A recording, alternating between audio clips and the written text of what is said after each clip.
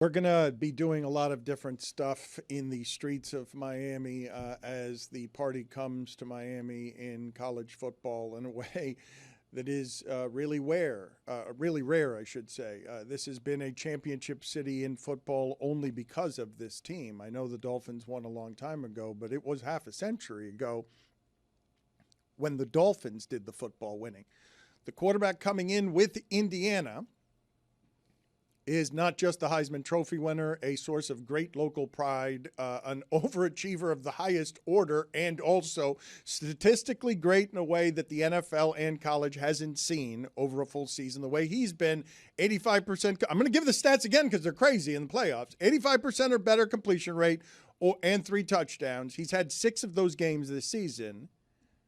No other quarterback, college or pro, in the last 25 years has done that even 4 times in a season. What he did was at Maryland was truly impressive, okay? So I don't mean to degrade this kid when I simply say when that team went, never mind Ohio State in the game they played against Ohio State, a team that Miami physically dragged.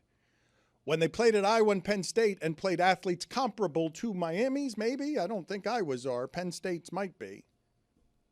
Those were very close games that Indiana could have easily lost this season, the 2 games that Miami lost instead. Louisville and SMU as losses, the Penn State, the 2 games that they had this season that were the most impressive games outside of the ones that you know, of Ohio State, obviously. It's Illinois. It's what they did when we thought Illinois was better than they were, and they were ranked. And I'm asking you. I'm going to say Maryland because I like Maryland, but I don't know that the country at large like. I liked Maryland all season, and Maryland, I think, ended up losing 6 games. So my analysis was bad there, just like it was bad on what Texas Tech's offense was, because I thought Texas Tech's offense would be able to do something against Oregon, and so now everybody's looking at the last 2 games, and I understand this. The betting line moved. I will tell you again, Miami should not be a touchdown underdog to any team in the country physically. It's asinine. It's asinine to make them a touchdown underdog because you've been made crazy by what the last 2 games look like because they took out a bad Alabama team. I don't care what anybody says about you beat Georgia every once in a while. That's as bad an Alabama team as you've had in the last 6 or 7 years. It gets to the playoff, but that's not Alabama. That's just running around in the uniform of a ghost. That's the same thing Georgia was doing this year. That conference was not any good. Like Lane Kiffin ran that conference with a team that could put up offense because they got a quarterback who's going to go into a 6th year and is going to fight the NCAA and everyone else to the grave to try and get a 6th year at Mississippi because he'll be the biggest star in college football next year, and that's better than being the 7th of the pros. And let's be honest. I mean, we've been questioning if Oregon's that good the entire season. And I understand what they did in the Orange Bowl against Texas Tech. But still, we could look at the final score, 56-22. Oh, my God, Indiana mauled them. Oregon gave that game away. Pick 6 on the very first play. Then you got the stupid fumble inside the red zone at 21-7. That game was over immediately. The final score is very, very deceiving. I believe that Oregon was getting some reputation points. And again, they did something to Texas Tech. So I'm wrong on this one, okay? When they did that to Texas Tech's offense, because I thought Texas Tech was good enough to beat anybody, I'm like, okay, Oregon must have some defense. So that when I see Indiana do all of that to Oregon, and Fernando Mendoza being as efficient as he is more than any other quarterback, college or pro, I then end up believing in some of the history of Oregon, and I believe it's about time to sort of revisit with the Dan Lanning stuff. Oregon never wins that game, and there's not a reason that Oregon, funded by Nike, would ever be worse than Indiana at NIL. You lost twice to them this season. Like Indiana's other impressive win is against Oregon, but is Oregon that good? I don't know. I've been asking all year long, is Oregon that good?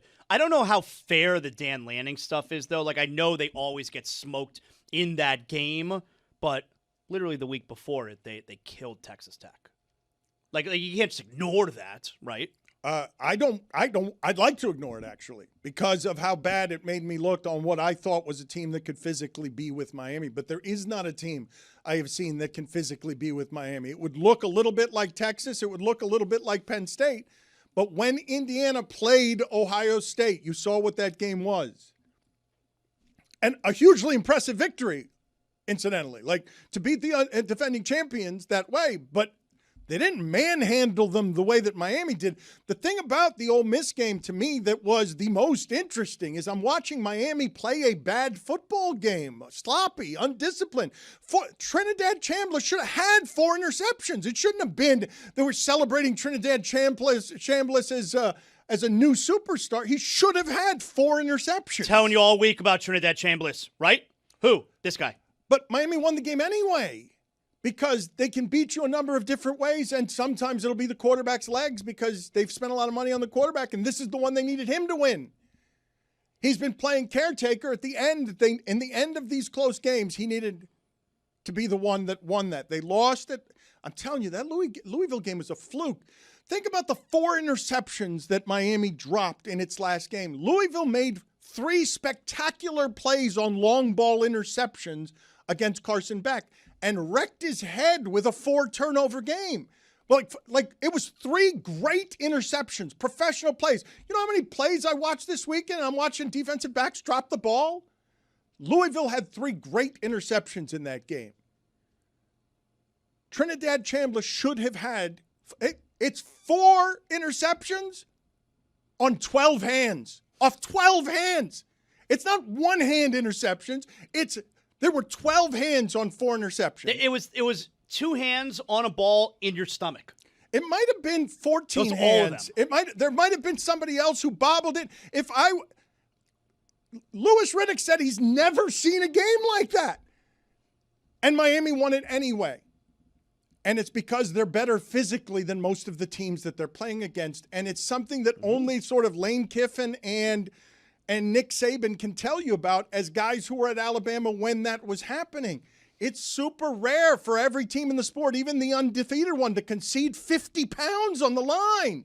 Indiana's conceding 50 pounds along the defensive line. But they're incredibly well prepared. They don't make mistakes. They know where stuff is going. They make incredible breaks on balls. There's an insane stat. They've intercepted the first or second pass of a game 4 times this season.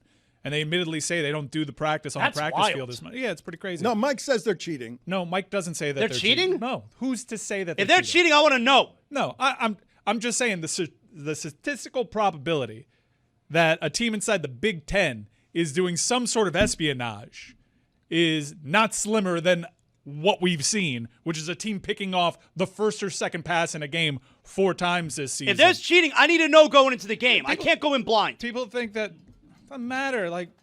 Doesn't matter. I'll tell everybody. Throw away all journalistic credibility and get reckless. Here is something we like to call reckless speculation. You're good. It's not me. There's other people on the internet that this has been. What are they saying? This has been a thing that's been rumored about Indiana. Like they're so well prepared because they might have an idea of what's going on. That's the hearsay, and I'm here to tell you it doesn't matter. It doesn't matter whatsoever. Dan, what do you think Miami's going to do? What do you think Miami's going to do against Indiana? Hit that A gap, Dan. They're going to dominate the ball offensively by caretaking the football and running the ball. Right. Indiana knows that's coming.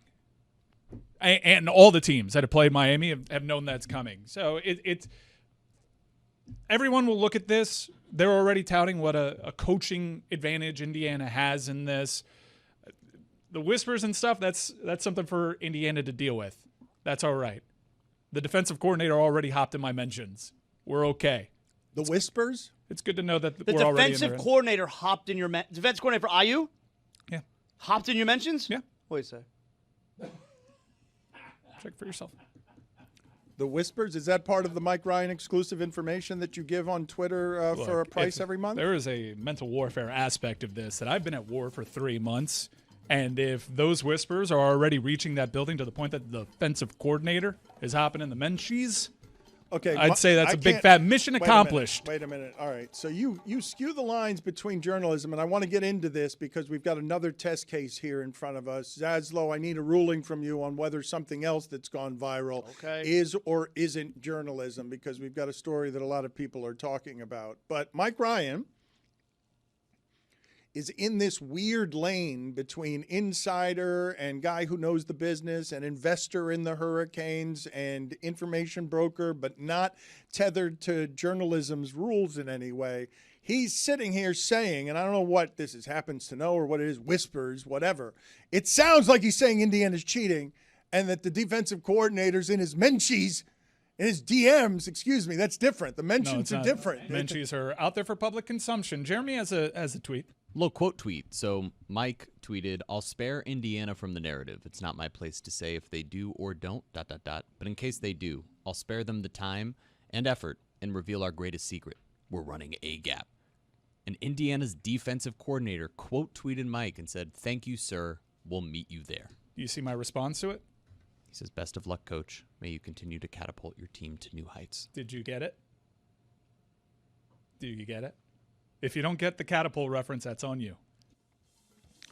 So Mike Ryan would have you believe during this victory lap of his that he's playing a different game than everyone else. This is going to be really annoying to people who already hate Miami for a number of reasons that are not Mike Ryan. Mike Ryan gets to be not only a guy who goes into the championship game being right all season, but he's also telling the defensive coordinator, Indiana, and our Heisman, okay, it's coming up the middle, and it's 50 pounds heavier than you.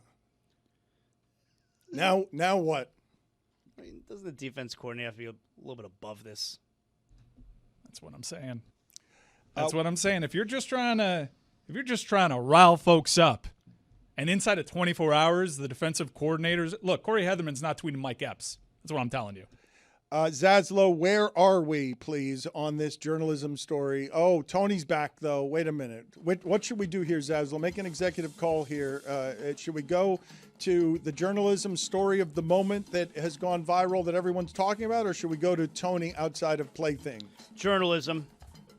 I'm sorry, Tony. Stay right there. Go ahead and put Tony in picture. Tony, if you want to also just wander around so that we can see your interactions without any sound, that's fine. Zaslow has made his ruling, and he wants to talk journalism instead of Playthings. What is the story, Zaslow? I'm sorry, Tony. I want to. I'm being told he has like a guest he was going to bring in. Okay, now Who cares about what Zaslow has to say about journalism? Who cares? Who's the guest? The clerk at Playthings?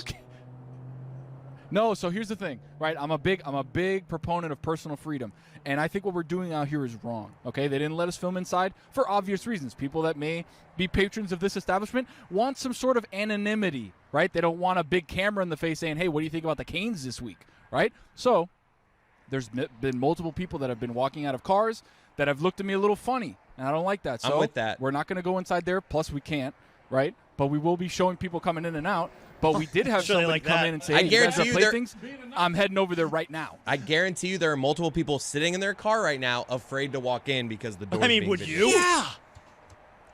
I got no shame in my game. Yeah. No. I don't like that. I don't like what we're doing here. Chris, I'd do a cartwell in there.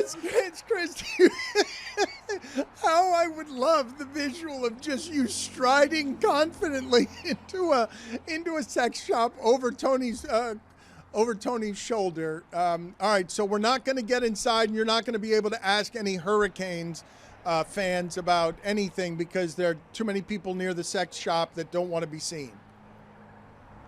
A and B, I actually have. Yeah, you can go. There's an old lady here trying to get through. Thank you. She was a patron. I don't know if you saw her walking through the back there. You're making but we actually have a Hurricanes fan right here. We have a University of Miami student. Come over here, buddy. What's your name? Oscar. Oscar, what's up, buddy? He was watching the show, was listening to the show, getting ready. He said, "Oh, they're at Playthings?" He's like, "I live right down the street. I know exactly where that is." So he says he's been to enough games where he's going to get a free ticket as a student to the Natty. How do you feel about that, buddy? Oh, I'm ecstatic. I just wanted us at the beginning of the season to get into the playoffs, maybe win a game. This is like the craziest thing ever. What do you think about Mike Ryan? That's enough. Okay, thank you. What just happened? I don't understand what just happened between him and Mike Ryan. Where are you? Do you not like how Mike Ryan represents? He just cleared his throat. Embarrassing. Get his Do you name. not We're like how taking Mike those Ryan tickets represents away. the Canes? I'm going to be honest. I don't know who Mike Ryan is. Yeah, There that's we go. embarrassing. Okay, that's Is fair. this guy Brandon That's- Marshall? That's fair. That's it's a golden cane. He says, "Who are you, Brandon Marshall?" He's a golden cane. Really? I used to work for the Hurricane Club. I would help out at the Golden Canes. I worked for them for the 4 season. This guy's electric. So Cam Ward last year. And I would work game days, and I helped in the Golden Canes and in the Champion Canes. What do you think about Joe Zagacki? Again, no clue who that is. Wow. I've had enough. Well, he Oh, goes to the games. He's not listening. This guy, you know, he's Kindly not leave. I'm It's done. not his fault. I'm done. Again, Not his all fault. right. You're No an biggie. imposter. Run him off of the street. Get him away from the pleasure center. Ask him about All right, Josh you gotta go, Darrow. buddy. I'm sorry. Thank you so much. Get him out Appreciate of it. here. Go Canes. Oh, but you guys are He knows offended. the Look, hand gesture. Yeah. No, Thought he was going to throw Mira. up the Utah Utes one. Fraud. okay, let me. You know, hey, look. He's going to Google all of them right now. Right.